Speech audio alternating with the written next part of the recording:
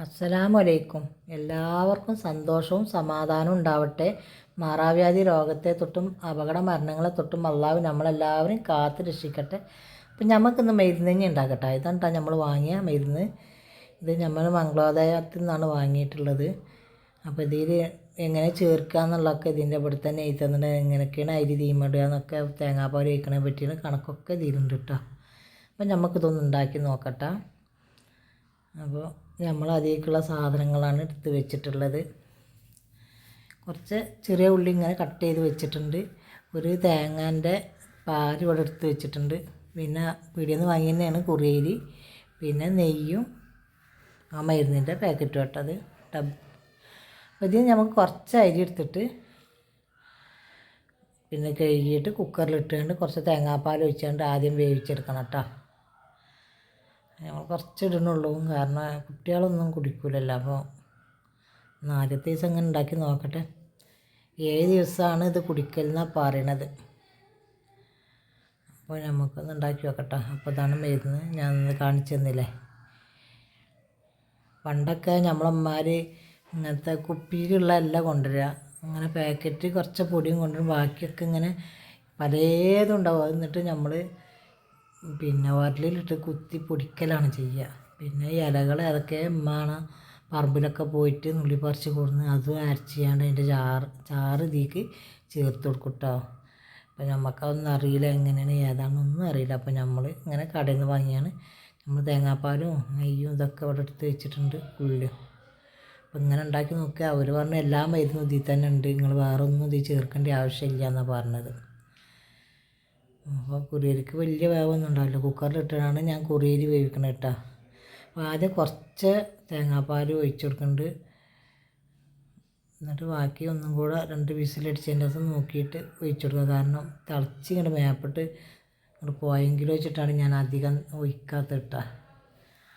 അപ്പോൾ നമുക്കിതൊന്ന് മൂടിയാണ്ട് അടുപ്പത്തിട്ട് 2 വിസിലൊന്ന് അടിച്ച് നോക്കട്ടെ. എന്നിട്ട് ഇല്ലയെന്നുണ്ടെങ്കിൽ പിന്നെ നമുക്ക് കുറച്ചും കൂടെ തേങ്ങാപ്പാൽ ഒഴിച്ച് കൊടുക്കാം. അപ്പോൾ ഞാൻ കുറച്ച് ഉപ്പിട്ട് കൊടുക്കുന്നുണ്ട് കേട്ടോ. എന്ത് അങ്ങനെ അരിയൊക്കെ കുക്കറിലിടുമ്പോൾ കുറച്ച് ഉപ്പിടണം. അപ്പോൾ നമ്മളിതിങ്ങനെ വേവിച്ചിട്ട് പിന്നെ ബാക്കിയുള്ള പകുതി പാല് ഞാൻ ഇതിക്ക് പകുതിയിലേറെ ഞാൻ ഒഴിച്ചാണ്ട് പിന്നെയും വേവിച്ചാട്ടാ.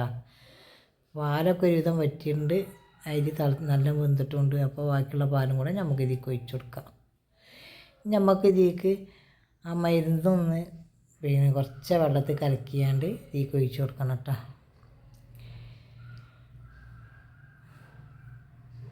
അപ്പോൾ 1 സ്പൂണാണ് അവരിടാൻ പറഞ്ഞത്. അപ്പോൾ നമുക്ക് ഇതിലേക്ക് 1 സ്പൂൺ ഇട്ട് കൊടുക്കട്ടോ.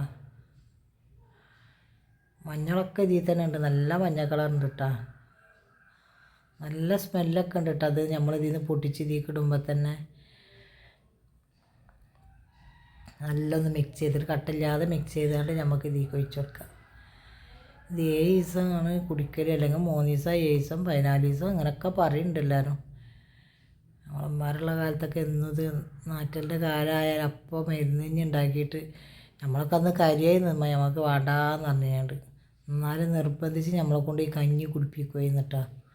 അതിലേക്ക് എന്തെങ്കിലും ഒരു കൂട്ടാൻ ഉണ്ടാക്കും, ചേമ്പുന്താളോ അങ്ങനെയൊക്കെ എന്തെങ്കിലുമൊക്കെ ഇട്ടിട്ട് ഇങ്ങനെ കൂട്ടാനൊക്കെ ഉണ്ടാക്കിയിട്ടാണ് ഉമ്മയുടെയൊക്കെ കൂട്ടൽ.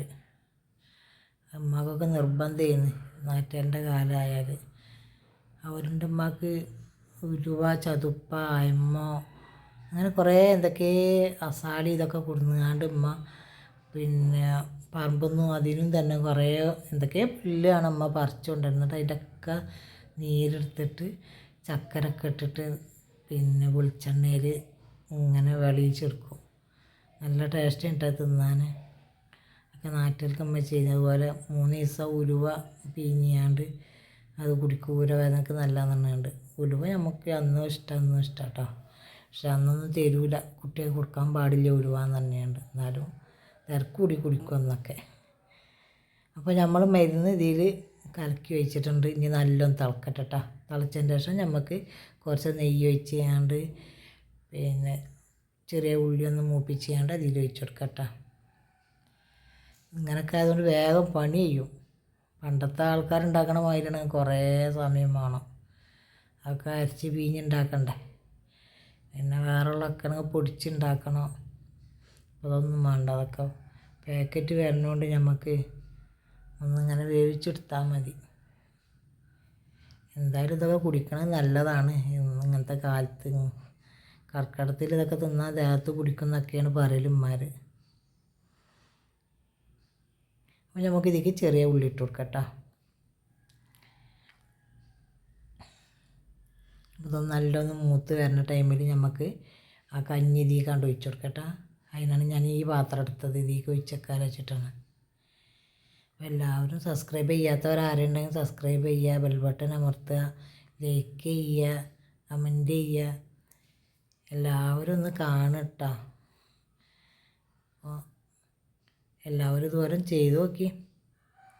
വലിയ പണിയൊന്നും ഇല്ലല്ലോ, നമുക്കിങ്ങനെ പാക്കറ്റ് പൊടി കിട്ടണതുകൊണ്ടേ. അപ്പോൾ നമ്മൾ ഉള്ളി ഇവിടെ മൂത്ത് വന്നിട്ടുണ്ട് കേട്ടോ. നമുക്ക് ഇനി ഇതിലേക്ക് ഇത് ഒഴിച്ച് കൊടുക്കട്ടോ. അപ്പോൾ നമ്മൾ കഞ്ഞി ഇവിടെ റെഡിയായി. ഇത്ര ഉള്ളു പണി. എത്ര എളുപ്പമല്ലേ. നമ്മൾ കഞ്ഞിൻ്റെ പരിപാടി കഴിഞ്ഞിട്ടാ. തേങ്ങ ചിരണ്ടണ കാര്യം ഇതിൽ കുറച്ച് പണിയുള്ളൂ, ബാക്കിയൊന്നും അങ്ങനത്തെ പണിയില്ല. അപ്പം അങ്ങനെ ഇതാണ് നമ്മളെ കഞ്ഞി റെഡി ആയിട്ടുണ്ട്. ഇനി നമുക്ക് എല്ലാവർക്കും കുടിക്കേണ്ട താമസമുള്ളൂ കേട്ടോ. എന്നാൽ എല്ലാവരോടും അസ്സലാമു അലൈക്കും.